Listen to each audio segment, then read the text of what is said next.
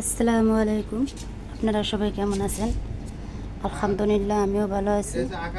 আমাদের এখানে গরুর দুধ পাওয়া যায়।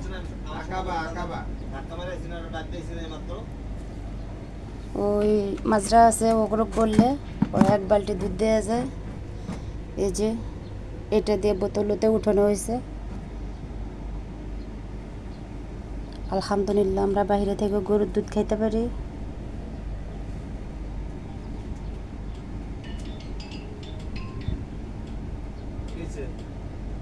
আমাদের এখানে মাশাআল্লাহ সব কিছু পাওয়া যায়। এই দুধ বোতল ভরে ভরে রাখা হয়েছে, ফ্রিজে রাখা হবে। এগুলো সব ফ্রিজে রাখা হবে। একটা মেশিন দেখ, সবাই খুলে দিলে টাইম লাগবে না তো। দুধগুলো অনেক ভালো, অরিজিনাল গরুর দুধ। কার কার পছন্দ গরুর দুধ কমেন্ট করে জানাবেন।